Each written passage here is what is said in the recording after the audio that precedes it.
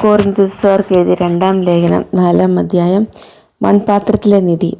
ദൈവകൃപയാൽ ഞങ്ങൾക്ക് ലഭിച്ചിരിക്കുന്ന ഈ ശുശ്രൂഷയിൽ ഞങ്ങൾ ഭഗ്നാശരല്ല. ലജ്ജാകരങ്ങളായ രഹസ്യ നടപടികളിൽ ഞങ്ങൾ വർദ്ധിച്ചിരിക്കുന്നു. ഞങ്ങൾ ആരെയും വഞ്ചിക്കുകയോ ദൈവവചനം തെറ്റായി വ്യാഖ്യാനിക്കുകയോ ചെയ്യുന്നില്ല.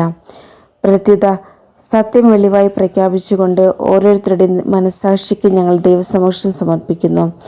ഞങ്ങളുടെ സുവിശേഷം നിഗൂഢമായിരിക്കുന്നെങ്കിലും അത് നാശത്തിലേക്ക് പോകുന്നവർക്ക് മാത്രമാണ്.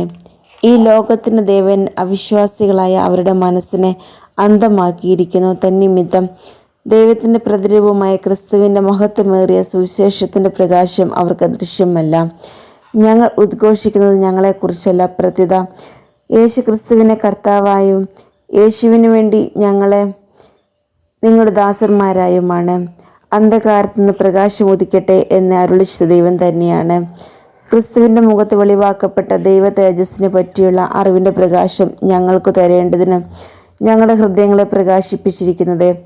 എന്നാൽ പരമമായ ശക്തി ദൈവത്തിൻ്റെതാണ്, ഞങ്ങളുടേതല്ല എന്ന് വെളിപ്പെടുത്തുന്നതിന് ഈ നിധി മൺപാത്രങ്ങളിലാണ് ഞങ്ങൾക്ക് ലഭിച്ചിട്ടുള്ളത്.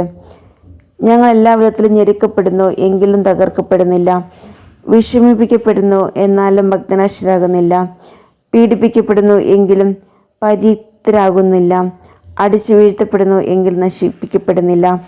യേശുവിൻ്റെ ജീവൻ ഞങ്ങളുടെ ശരീരത്തിൽ പ്രത്യക്ഷമാകുന്നതിന് അവിടുത്തെ മരണം ഞങ്ങൾ എല്ലായ്പ്പോഴും ശരീരത്തിൽ സമൂഹിക്കുന്നു.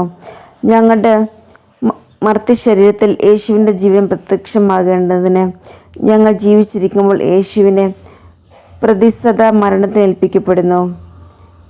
തന്നിമിത്തം ഞങ്ങളിൽ മരണവും നിങ്ങളിൽ ജീവനും പ്രവർത്തിക്കുന്നു.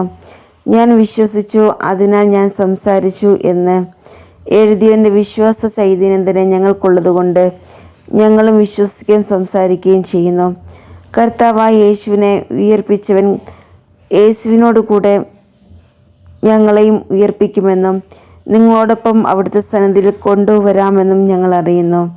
ഇതെല്ലാം നിങ്ങൾക്ക് വേണ്ടിയാണ്. അങ്ങനെ കൂടുതൽ ആളുകളെ കൃപ സമൃദ്ധമാകുന്നത് വഴി ദൈവമഹത്വത്തിന് കൂടുതൽ കൃതജ്ഞത അർപ്പിക്കപ്പെടുന്നു.